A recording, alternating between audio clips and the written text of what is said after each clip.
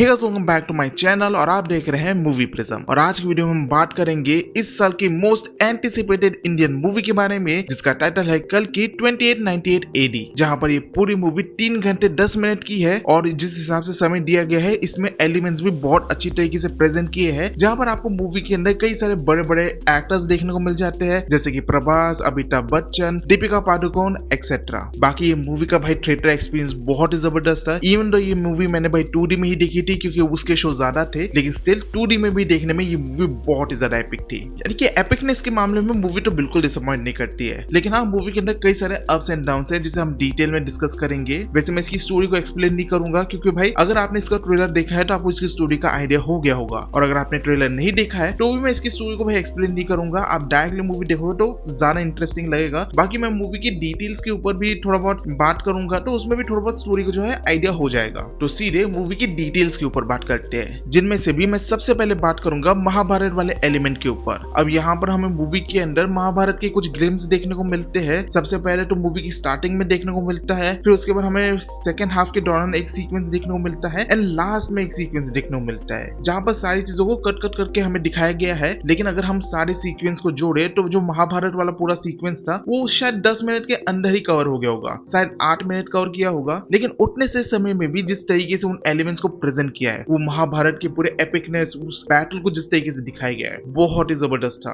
जहां पर जो सबसे पहला वाला महाभारत का सीक्वेंस है ना, वो बहुत इंटरेस्टिंग था, क्योंकि वहीं पर अश्वत्थामा जो है ब्रह्मास्त्र का इस्तेमाल करते हैं, एंड तब जो है श्री कृष्णा जी आते हैं। वैसे यहाँ पर इंटरेस्टिंग एलिमेंट ये है कि हमें यहाँ पर श्री कृष्णा जी का जो चेहरा है वो दिखाया नहीं जाता है, तो मुझे पता नहीं वो कौन से एक्टर है, एंड ये सरप्राइजिंग भी हो सकता है, क्योंकि आगे जाके अगर कल की पैदा होते हैं, वो जब अपने एडल्टहुड में पहुंचेंगे तो कुछ एग्जैक्ट वैसे ही दिखेंगे। तो अभी के लिए उनके कैरेक्टर को हाइड करके रखा गया है, लेकिन वो जैसे आते हैं फिर अश्वत्थामा से बात करते हैं, एंड भाई वो जब अश्वत्थामा को उठा के फेंकते हैं, भाई साहब बहुत ही जबरदस्त था। और ये तो स्टार्टिंग का पार्ट था। इसके अलावा और दो ऐसे हमें सीक्वेंस देखने को मिलते हैं महाभारत वाले, जिन्हें भाई मैं बिल्कुल स्पॉइल नहीं करूंगा, क्योंकि वो बहुत ही इंपॉर्टेंट है मूवी के लिए। बाकी अगर इनसे हट के मूवी के एक्शन सीक्वेंस की बात करें तो इसके लिए मेरे थोड़े मिक्स रिव्यूज है, क्योंकि मूवी के कुछ एक्शन सीक्वेंस बहुत ही लाजवाब है, लेकिन कई सारे एक्शन सीक्वेंस जो है बहुत ही एवरेज से है। सबसे पहले मैं खराब एक्शन सीक्वेंस की बात करता हूँ। तो पहले जो मूवी का स्टार्टिंग वाला एक्शन सीक्वेंस है, जहां पर प्रभास की एंट्री होती है और वो कुछ बाउंटी हंटर से लड़ता है, तो वो मुझे ना एक बहुत ही एवरेज सी फाइट सीक्वेंस लगा, क्योंकि प्रभास बिना किसी एफर्ट के सबको हरा दे रहा है, एंड उसमें वो मजा भी नहीं आ रहा था। प्लस फ्यूचरिस्टिक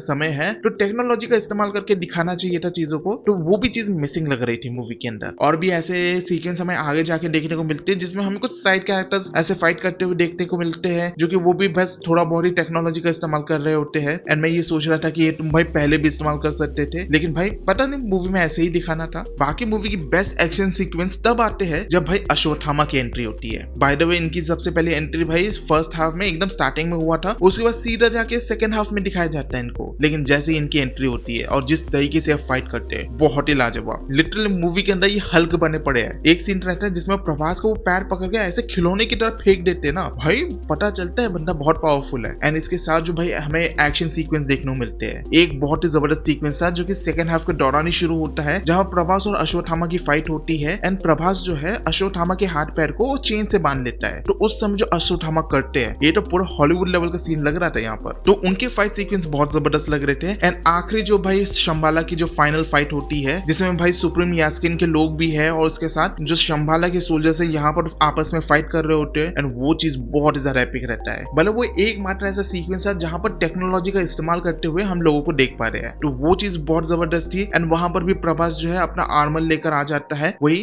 बुज्जी को जो है एक फाइटिंग रोबोट में बदल दे रहा है, और फिर जो फाइट सीक्वेंस चलती है भाई बहुत ही लाजवाब थी। एंड इन सब के साथ भाई हम मूवी के सीजी और वीएफएक्स एलिमेंट को कैसे भूल सकते हैं, क्योंकि ये मूवी के एक्शन में बहुत ही इंपॉर्टेंट रोल अदा करते हैं, एंड भाई बहुत ही जबरदस्त तरीके से चीजों को क्रिएट किया गया है। और जैसे महाभारत सीक्वेंस में हमें भाई अश्वत्थामा का यंग अवतार देखने को मिलता है, तो उसे तो पूरा सीजीआई तरीके से क्रिएट करके हमारे सामने प्रेजेंट किया जाता है, जो कि आपको समझ तो आ जाएगा कि हाँ ये सीजीआई कैरेक्टर लग रहा है, उसके बोलने के तरीके से वो सब आपको समझ आ जाएगा। एंड जो महाभारत वाला सीक्वेंस तो भूल ही नहीं सकता यार, वो तो भाई दिमाग में ही चल रहा है। जिसके बाद जो बुज्जी वाला एलिमेंट था, फिर इसके साथ हमें आखिरी जो बैटल सीक्वेंस देखने को मिलता है, वीएफएक्स और सीजीआई का भाई भरपूर इस्तेमाल हुआ है मूवी के अंदर। एंड भाई प्रैक्टिकल एलिमेंट्स को कैसे भूल सकते हैं, क्योंकि भाई मूवी के अंदर प्रैक्टिकल एलिमेंट्स को बहुत अच्छी तरह से एग्जीक्यूट किया गया है, इसीलिए वीएफएक्स और सीजीआई एलिमेंट भी बहुत तगड़े लग रहे हैं। ऐसी मूवीज को भाई बेहतरीन तरीके से दिखाने का यही सबसे बेस्ट तरीका होता है कि अगर आप सीजीआई एलिमेंट और प्रैक्टिकल प्रैक्टिकल एलिमेंट्स दोनों को कंबाइन करके हमारे सामने प्रेजेंट करो, क्योंकि वो एक रियलिस्टिक फील हमारे सामने प्रेजेंट करता है। एंड जो पूरी डिस्टोपियन वाली फ्यूचरिस्टिक दुनिया दिखाई गई है और जो कॉम्प्लेक्स का पूरा स्ट्रक्चर दिखाया गया है, उसके अंदर दिखाया गया है, वो भाई बहुत ही जबरदस्त था। एंड जो अमिताभ बच्चन वाला हमें सॉन्ग सुनने को मिलता है ना मूवी के स्टार्टिंग में, भाई वो थिएटर में देखने में तो भाई एकदम होश उड़ा दे रहा था। बाकी मैंने अभी नोटिस किया कि मैंने मूवी के कैरेक्टर्स के ऊपर तो बात ही नहीं की, जिसमें भी मूवी में मुझे सबसे बेस्ट और सबसे इंपॉर्टेंट कैरेक्टर अश्वत्थामा का लगा। एंड अश्वत्थामा का कैरेक्टर तो हमें काफी लंबे समय से देखने को मिल रहा है, क्योंकि हम पहले तो इन्हें महाभारत में देखे, फिर यहाँ से जो टाइम स्किप भर के हमें कलयुग में हमें ये देखने को मिल रहा है। एंड आपको अश्वत्थामा के बारे में पता ही होगा कि उन्होंने कितना बड़ा पाप किया था, जिसके चलते उन्हें कितना बड़ा श्राप मिला, जहां पर उन्होंने एक ऐसे बच्चे को मारने की कोशिश की जो कि पैदा तक नहीं हुआ। तो आगे जाके हमें कलयुग में वही दिखाया जा रहा है कि अब वो उस बच्चे की प्रोटेक्शन कर रहे हैं जो अभी तक पैदा नहीं हुआ है। वो काफी अच्छा मेटाफर लगा मुझे। लेकिन इन सब के साथ फिर हमें जो दीपिका पादुकोण का कैरेक्टर देखने को मिलता है, जिसका एक्चुअली नाम सिर्फ सम और एटी रहता है, जिसे अगर हम अच्छे से कंबाइन करके बोले तो वो सुमिति साउंड करता है। एंड ये भी एक बड़ा इंटरेस्टिंग एलिमेंट है, क्योंकि कल्कि भगवान की जो माँ होने वाली है उनका नाम सुमिति ही होगा। तो वो चीज तो यहाँ पर क्लियर हो ही जाती है। लेकिन इनके बारे में हमें कोई भी आइडिया नहीं है। शायद हमें इनके ओरिजिन स्टोरी के बारे में थोड़ा बहुत ग्लिम्स देना ही चाहिए था, तो शायद आगे के सेकंड पार्ट में हमें इनके बारे में कुछ पता चले।